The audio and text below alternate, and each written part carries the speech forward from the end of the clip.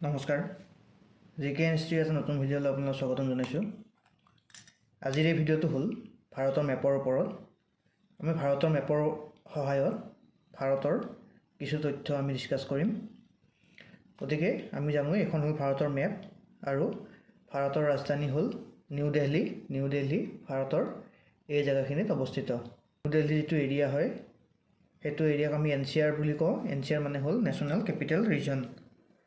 আৰু ভাৰতখনক আমি ভাৰতৰ যিবোৰ ৰাজ্য আছে ৰাজ্য আৰু ইউনিয়ন টেৰিটৰিজসমূহক আমি 6টা ভাগত ভাগ কৰোঁ আৰু সেইকেইটা হ'ল এইকেইটা: নৰ্দাৰ্ণ জোন, চেণ্ট্ৰেল জোন, ইষ্টাৰ্ণ জোন, ৱেষ্টাৰ্ণ জোন, চাউথাৰ্ণ জোন আৰু নৰ্থ ইষ্টাৰ্ণ জোন। গতিকে নৰ্থ জোনটো হ'ল এইটো, যিটো গ্ৰীণ কালাৰ আছে এইটো হ'ল নৰ্থ জোন। আৰু নৰ্থ জোনৰ ৰাজ্যসমূহ হ'ল জম্মু কাশ্মীৰ, লাডাখ, হিমাচল প্ৰদেশ, পাঞ্জাৱ, হাৰিয়ানা, দিল্লী আৰু ৰাজস্থান। এইকেইটা হ'ল ভাৰতৰ নৰ্থ জোন। আৰু নৰ্থ জোনৰ যি লাডাখ আছে, লাডাখ, জম্মু কাশ্মীৰ, চণ্ডীগড় আৰু দিল্লী, এই 4টা হ'ল ইউনিয়ন টেৰিটৰিজ। আৰু দিল্লীখন হ'ল NCR নেশ্যনেল কেপিটেল ৰিজন। ঠিক তেনেদৰে চেণ্ট্ৰেল জোন হ'ল এইটো চেণ্ট্ৰেল জোন, মধ্য ভাৰত। মধ্য ভাৰতৰ হ'ল উত্তৰাখণ্ড, উত্তৰ প্ৰদেশ, মধ্য প্ৰদেশ আৰু ছত্তীশগড়। এই 4খন ৰাজ্য হ'ল ভাৰতৰ চেণ্ট্ৰেল জোন। তাৰপিছত হ'ল ইষ্টাৰ্ণ জোন, এইটো ইষ্টাৰ্ণ জোন। ইষ্টাৰ্ণ জোনৰ ৰাজ্যসমূহ হ'ল বিহাৰ, ৱেষ্ট বেংগল, ঝাৰখণ্ড আৰু উৰিষ্যা। তাৰপাছত হ'ল ৱেষ্টাৰ্ণ জোন। ৱেষ্টাৰ্ণ জোনত হ'ল গুজৰাট, মহাৰাষ্ট্ৰ আৰু দাদৰা এণ্ড নগৰ হাভেলী আৰু দমন আৰু দিউ। এইকেইখন হ'ল ভাৰতৰ ৱেষ্টাৰ্ণ জোন। আৰু ইয়াৰে Dadra and Nagar Haveli, Daman and দিউ হ'ল কেন্দ্ৰীয় শাসিত অঞ্চল বা ইউনিয়ন টেৰিটৰিজ। তাৰপাছত হ'ল চাউথাৰ্ণ জোন। এইটো হ'ল ভাৰতৰ দক্ষিণ ভাৰতৰ অঞ্চল। দক্ষিণ ভাৰতৰ ৰাজ্যসমূহ হ'ল তেলেংগানা, অন্ধ্ৰপ্ৰদেশ, তামিলনাডু, কেৰালা, কৰ্ণাটকা, পণ্ডিচেৰী, লক্ষদ্বীপ আৰু আন্দামান এণ্ড নিকোবাৰ আইলেণ্ড।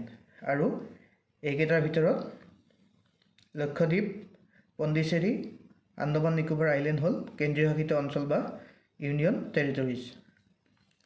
তাৰপাছত হ'ল নৰ্থ ইষ্টাৰ্ণ জোন। এইকেইখন হ'ল উত্তৰ পূবৰ ৰাজ্যসমূহ। উত্তৰ পূবৰ ৰাজ্য হ'ল 8খন। এই 8খন ৰাজ্য হ'ল অৰুণাচল প্ৰদেশ, অসম, মেঘালয়, নাগালেণ্ড, মণিপুৰ, মিজোৰাম, ত্ৰিপুৰা আৰু ছিকিম। এইকেইখন হ'ল ভাৰতৰ নৰ্থ ইষ্টাৰ্ণ জোনত। তাৰপাছত ভাৰতৰ চাৰিওফালে 8খন দেশে আগুৰি আছে বা 8খন দেশে সীমা ভাগ কৰি আছে। তাৰে ভিতৰত ভাৰতৰ পূবফালে আছে বাংলাদেশ আৰু ম্যানমাৰ। বাংলাদেশ আৰু ম্যানমাৰ হ'ল ভাৰতৰ পূবফালে থকা দেশ। তাৰপাছত ৱেষ্টত আছে পশ্চিমফালে পাকিস্তান আৰু আফগানিস্তান। তাৰপাছত নৰ্থ ছাইডত আছে চাইনা, নেপাল আৰু ভূটান। এইখন আছে, এই 3খন দেশ হ'ল ভাৰতৰ উত্তৰফালে আছে। তাৰপাছত ভাৰতৰ দক্ষিণফালে আছে, দক্ষিণফালে থকা দেশখন হ'ল শ্ৰীলংকা, মালদ্বীপছ। আৰু শ্ৰীলংকা আৰু মালদ্বীপছে ভাৰতৰ লগত ভূমিৰ বৰ্ডাৰ নাই, মাটিৰ বৰ্ডাৰ শ্বেয়াৰ কৰি থকা নাই, কিন্তু এইকেইখন দেশে ভাৰতৰ লগত সাগৰীয় বৰ্ডাৰ শ্বেয়াৰ কৰি আছে।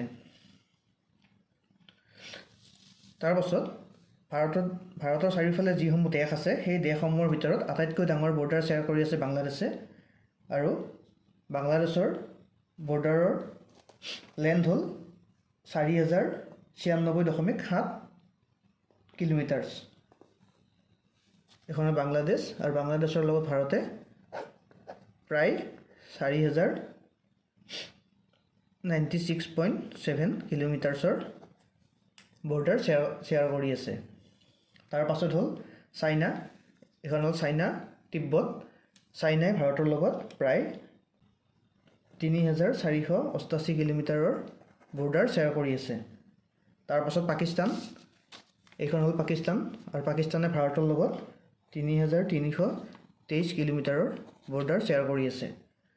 তাৰপাছত নেপাল, এইখন হ'ল নেপাল, নেপালে ভাৰতৰ লগত 1751 কিলোমিটাৰ্ছ।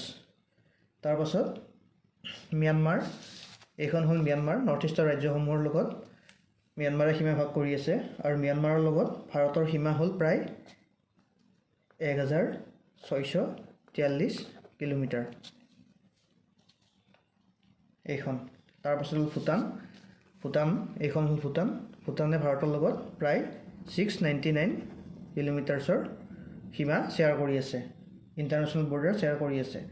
আৰু ভাৰতৰ ভিতৰত আটাইতকৈ সৰু সীমা শ্বেয়াৰ কৰি আছে আফগানিস্তানে, এইখন হ'ল আফগানিস্তান আৰু আফগানিস্তানে ইয়াত লাডাখৰ লগত এই জেগাখিনিত সীমা শ্বেয়াৰ কৰিছে আৰু এই সীমাটোৰ দৈৰ্ঘ্য হ'ল প্ৰায় 106 কিলোমিটাৰ। গতিকে ভাৰতে বিদেশী ৰাষ্ট্ৰৰ লগত বাংলাদেশৰ লগত আটাইতকৈ ডাঙৰ 4096.7 কিলোমিটাৰ আৰু আফগানিস্তানৰ লগত আটাইতকৈ সৰু 106 কিলোমিটাৰৰ সীমা শ্বেয়াৰ কৰি আছে। তাৰপাছত আগতে কৈছোঁৱেই ভাৰতৰ লগত শ্ৰীলংকা, মালদ্বীপ আৰু ইণ্ডোনেছিয়া আৰু থাইলেণ্ডে ভাৰতৰ লগত সাগৰীয় সীমা শ্বেয়াৰ কৰি আছে আৰু ভাৰতৰ এই গোটেই ছাইডটো দুখন সাগৰ আৰু এখন মহাসাগৰে আৱৰি আছে। ইয়াৰে পূবফালে আছে বে অফ বেংগল বা বংগোপসাগৰ, তাৰপাছত ইফালে পশ্চিমফালে আছে আৰবিয়ান চি বা আৰৱ সাগৰ আৰু দক্ষিণে আছে এখন ইণ্ডিয়ান অ'চেন বা ভাৰত মহাসাগৰ। এই তিনিখন সাগৰে ভাৰতক তিনিফালৰ পৰা আগুৰি আছে। ভাৰতৰ টোটেল সাগৰীয় সীমা হ'ল 7516.6 কিলোমিটাৰ, 7516.6 কিলোমিটাৰ সাগৰীয় সীমা আছে।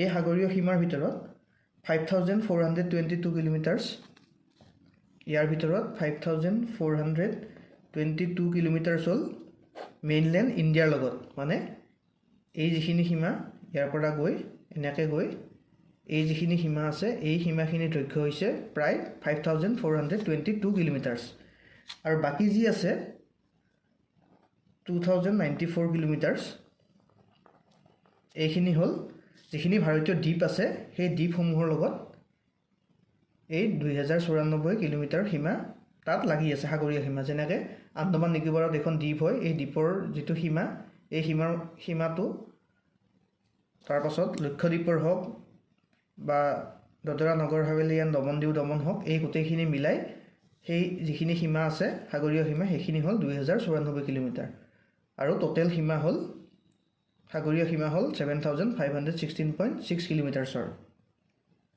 তাৰপাছত ভাৰতৰ যি 28খন ৰাজ্য আছে আৰু 8খন কেন্দ্ৰীয় শাসিত অঞ্চল আছে, এই গোটেইসমূহৰ ভিতৰত আটাইতকৈ ডাঙৰ ৰাজ্যখন হ'ল ৰাজস্থান, এইখন হ'ল ৰাজস্থান আৰু ৰাজস্থানৰ মাটিকালি হ'ল প্ৰায় 342,239 স্কুৱেৰ কিলোমিটাৰ্ছ। গতিকে ভাৰতৰ ভিতৰত মাটিকালি হিচাপত আটাইতকৈ ডাঙৰ ৰাজ্যখন হ'ল ৰাজস্থান আৰু যাৰ মাটিকালি হ'ল বা এৰিয়া হ'ল 3,42,239 স্কুৱেৰ কিলোমিটাৰ্ছ। আৰু তাৰপাছত হ'ল মধ্যপ্ৰদেশ, এইখন হ'ল মধ্যপ্ৰদেশ ভাৰতৰ চেণ্ট্ৰেল জ'নত অৱস্থিত আৰু মধ্যপ্ৰদেশৰ মাটিকালি হ'ল প্ৰায়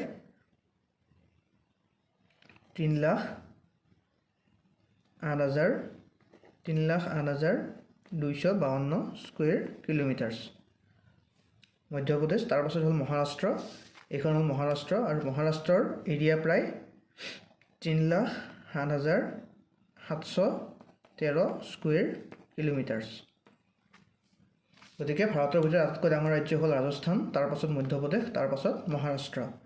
ঠিক তেনেদৰে ভাৰতৰ ভিতৰত আটাইতকৈ সৰু ৰাজ্যখন হ'ল গোৱা,